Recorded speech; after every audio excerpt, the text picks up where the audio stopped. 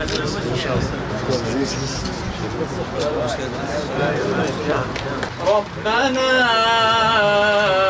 إنك من تدخل النار فقد أخزيته وما للظالمين من أنصار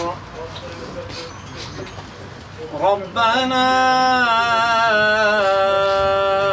إنك من تدخل النار فقد أخزيته وما للظالمين من أنصار ربنا إننا سمعنا مناديا ينادي للإيمان أن آمنوا بربكم فآمنا الحمد لله رب العالمين والصلاة والسلام على رسولنا محمد الأمين وآله وأصحابه أجمعين ربنا تقبل منا إنك أنت السميع العليم وتب علينا يا مولانا إنك أنت التواب الرحيم.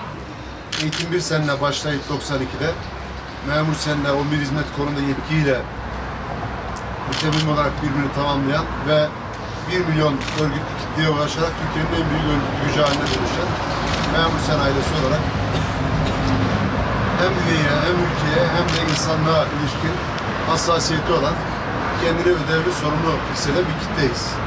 Özelde üyemiz, genelde ülkemiz evrensel anlamda dünyanın neresinde bir mazlum, bir mağdur varsa tamamına ilişkin hassasiyeti olan bütün mazlum ve mağdurları sınır ötesi, sınır içerisi diye ayırmaksızın hepsini mücavir alanı içerisinde gören ve kendisini bu konuda sorumlu addeden bir kitleyiz. Çünkü memur sen sendikacılığı rahmetli Akif İnan'la yola çıkan emek hareketini evrensel bir mücadele olarak gören, dünyanın her yerinde geçerli bir mücadele alanı olarak takip eden, gözyaşlarımızın rengi aynıdır. Her ne kadar göz tenimiz farklı olsa bile, göz rengimiz farklı olsa bile, yüzümüzün rengi, tenimizin rengi farklı olabilir ama alın terimizin rengi dünyanın her yerinde aynıdır diyerek evrensel bir anlayışla bu işi sürdüren bir kitleyiz.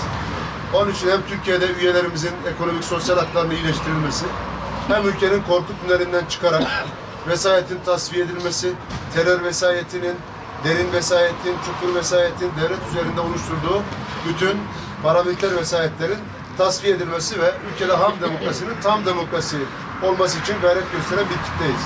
Onun için ne zaman kırılma anları olduysa, ne zaman millet iradesine kasteden, milli iradeyi kötek altına almaya çalışan, kökü dışarıda girişimler olduysa mutlaka memur sen milletin yanında saf tuttu, milli iradenin yanında saf tuttu, kral çıplak diyerek vesayet odaklarını deşifre etmeyi kendisine bir görev.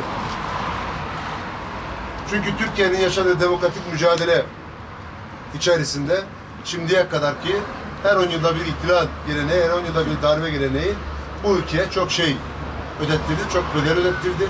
Bu bedeller bir daha ödenmesin. Türkiye bu anlamda ileri demokrasi diye ifade edilen demokratik zemine ilişkin bir tahkimat yapabilsin ve millet de bu anlamda rahat edebilsin, nefes alabilsin diye bir mücadele ediyor, bir mücadele veriyor. Ve bu mücadele ülkemizde en son 15 Temmuz hain darbe girişiminde milletin olaya el koymasıyla farklı bir boyut kazandı.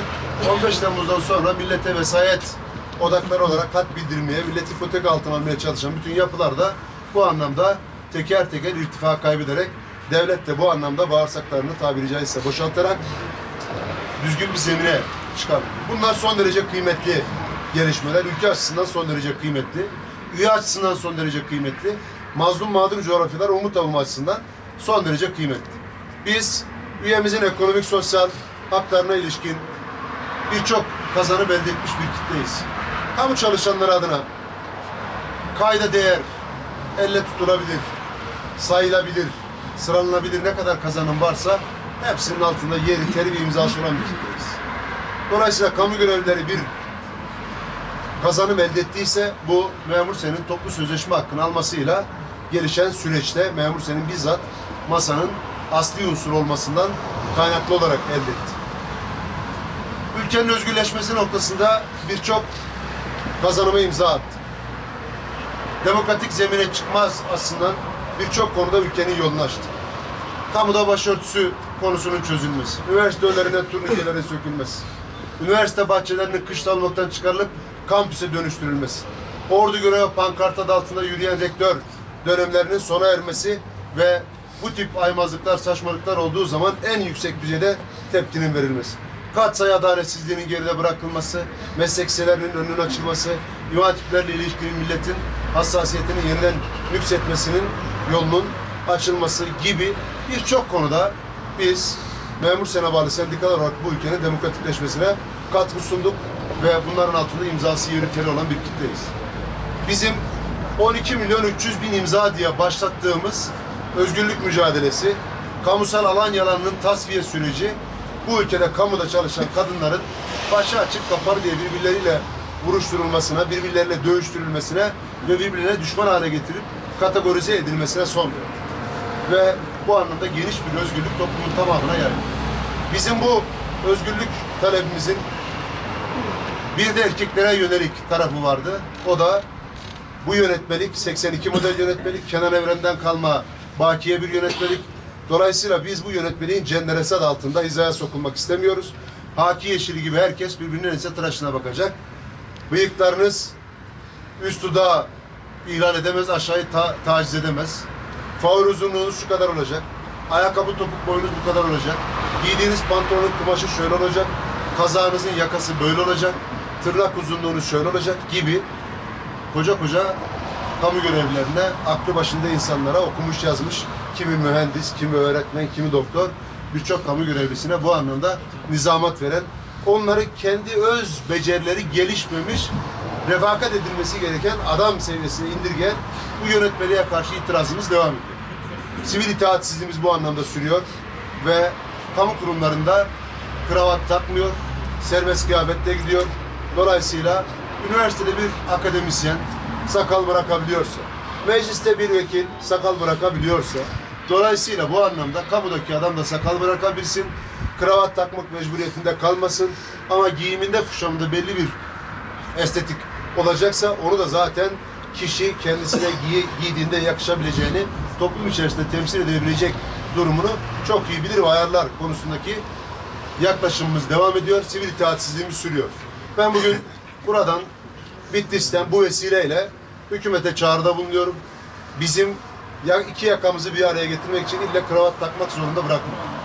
Devlet kılık kıyafet yönetmeliğiyle kamu görevlilerini sık boğaz etme geleneğini geride bıraksın. Türkiye'nin geldiği seviyeye uygun kılık kıyafet yönetmeliği yeniden revize edilsin. Dolayısıyla temel hak ve özgürlükler noktasında bu yönetmelik yeniden ele alınsın. 82 model Kenan Evren yönetmeliğiyle bizim idare edilmemiz yakışık alır bir şey değil. Bunu da bu vesileyle buradan bir kez daha ifade ediyorum. Evet.